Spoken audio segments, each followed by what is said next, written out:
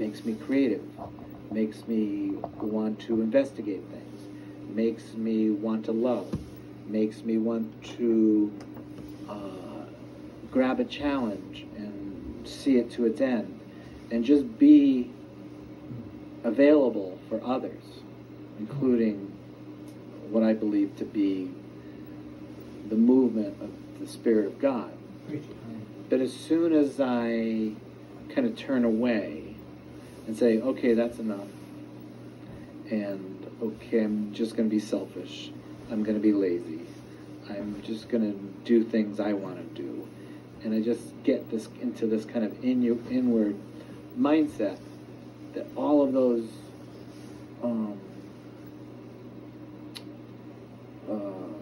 feelings of empowerment, dissipate. So I look at that as being evidence of the presence of God, who is more like me than I think we as humans want to admit. What I'm trying to say is, see, it's hard to say, right? That's why the Tao says, if you can say it, then it's not the Tao. That's my excuse for speaking the truth. It's because I can't quite articulate it, therefore it must be the truth.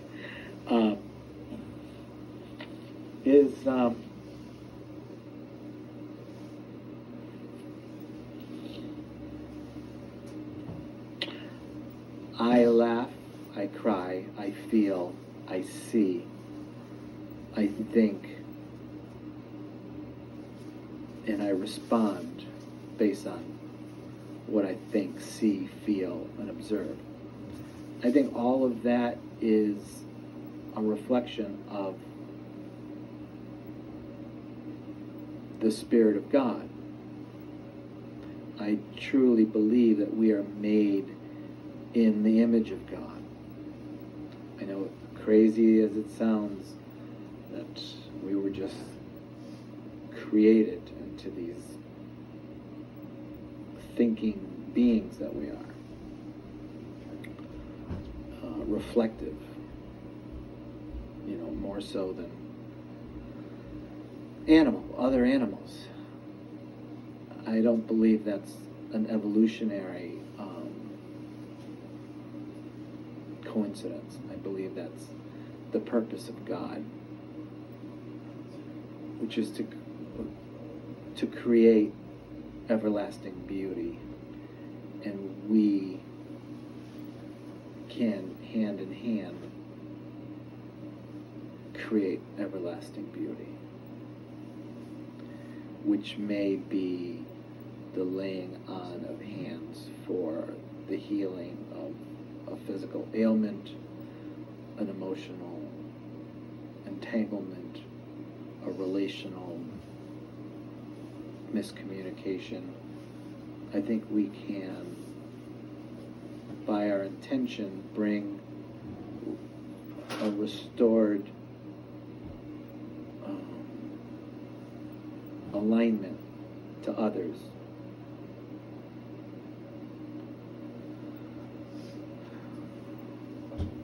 I also think that we can quietly serve each other without anything as demonstrative as a prayer with placing your hand on someone. But just a quiet service, humble service to others, can also be honored as an ongoing prayer that may get honored by the granting of somebody's deepest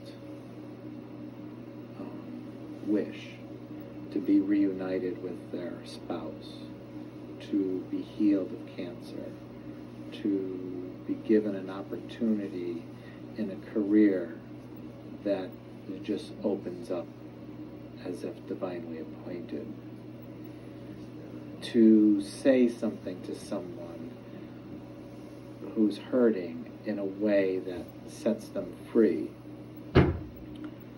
to look at someone with compassion in such a way that it's clear that,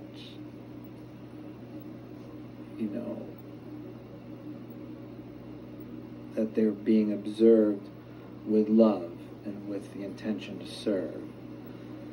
And that can be empowering to someone who is feeling weak and distracted and distraught and, tangled up. I believe we are called to be that miraculous conduit of healing for each other.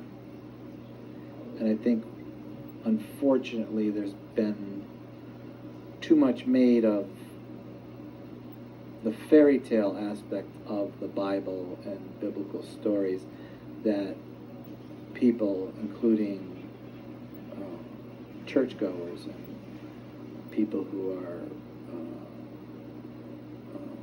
aligned with belief systems, minimize the power, the simple power of living for the ultimate spirit manifestation of God to be palpably seen in us. For instance,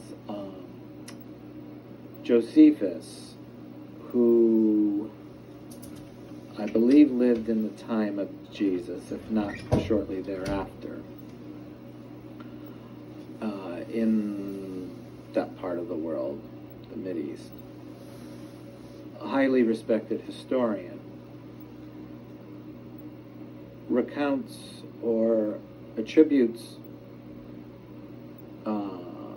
to Jesus not his having claimed to be the Son of God, capital S, or the Messiah, or the King of Israel,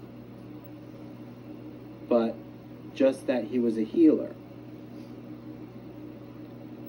So what that means to me is that even somebody who you would expect to, because of his identification as a historian, would want to be as accurate as possible regarding someone as influential as Jesus was, would be more likely to say the one who claimed to be the Son of God, and as a result, unprecedented following occurred after his death. No, he doesn't say anything of the sort. He says he was a healer. And I think it's that truth that we miss in those of us who claim to be Christians, or are looking at the life of Jesus in a way that should help us